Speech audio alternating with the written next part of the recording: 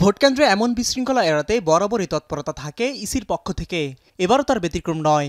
তাই তো আসন্ন নির্বাচনে ভোটকেন্দ্রের সার্বিক নিরাপত্তা নিশ্চিতে ৩০০ সংসদীয় আসনে রেড, ইয়েলো এবং গ্রিন জোনে ভাগ করে কৌশল নির্ধারণে ইতিমধ্যে কাজ করছে নির্বাচন কমিশন। এরই অংশ হিসেবে সংসদ নির্বাচন ও গণভোটের জন্য প্রস্তুতি যখন প্রায় শেষ পথে, অপেক্ষা তফসিলের, তখনই চূড়ান্ত পরিকল্পনা ঠিক করতে আইনশৃঙ্খলা বাহিনীর সাথে বৈঠকে নির্বাচন কমিশন। আলোচনায় উঠে আসে নির্বাচনের তফসিল থেকে ভোট পর্যন্ত আইনশৃঙ্খলা সমন্বয়, ভোটের মাঠে প্রয়োজন বিবেচনায় কয়েক স্তরের নিরাপত্তার বিষয়েও। বৈঠক শেষে ইসি সচিব জানান, যে কোনো ধরনের আইনশৃঙ্খলা পরিস্থিতি সামাল দিতে থাকছে বিশেষ ব্যবস্থাপনা। সংশ্লিষ্ট বিষয়, দ্যাট ইজ আইনশৃঙ্খলা বিষয়ে লিড মিনিস্ট্রি হিসেবে স্বরাষ্ট্র মন্ত্রণালয় দায়িত্ব পালন করবে।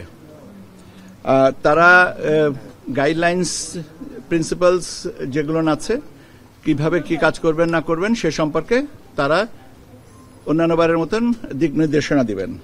এ সময় ২৮ ফেব্রুয়ারি পর্যন্ত সেনাবাহিনীর বিচারিক ক্ষমতার কথা উল্লেখ করে ভোটের মাঠে বাহিনীটির কার্যক্রম নির্ধারণে স্বরাষ্ট্র মন্ত্রণালয় ও সংশ্লিষ্ট রিটার্নিং অফিসারের সাথে সমন্বয়ের কথা জানানো হয়।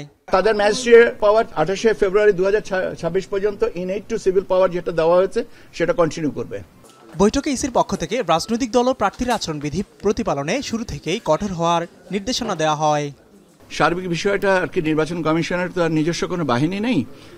তো এই আমাদের আইন শৃঙ্খলার সাথে সম্পর্কিত সকল বাহিনীর উপরে একটা কোঅর্ডিনেটেড এফোর্টসের উপরে আমাদের নির্ভরশীল করতে হয়, এবং তারা সবাই প্রতিশ্রুতি দিয়েছেন যে তারা প্রথম দিন থেকেই মাঠে কাজ করবেন।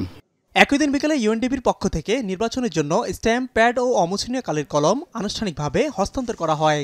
একই সাথে পোস্টাল বোর্ড বিডি অ্যাপে ঠিকানা সংক্রান্ত জটিলতার কারণেই বাহরাইন, কুয়েত, মালয়েশিয়া, ওমান, কাতার, সৌদি আরব ও সংযুক্ত আরব আমিরাত সহ ৭ দেশে বসবাসরত প্রবাসীদের নিবন্ধন কার্যক্রম সাময়িক স্থগিতের কথা জানানো হয়। একই সাথে নিবন্ধনের সময়সীমা থাকছে ১৮ ডিসেম্বর পর্যন্তই। আমরা তো আমাদের ফরম্যাটে, যেটা স্ট্যান্ডার্ড যে ফরম্যাটটা, যেটা সবার জন্য প্রযোজ্য, ইন্ডিভিজুয়ালি তো আর ফরম্যাটটাকে আলাদা করা সম্ভব না। মিয়া আমিরুল, এখন, ঢাকা। এরকম অনেক জায়গার এগুলো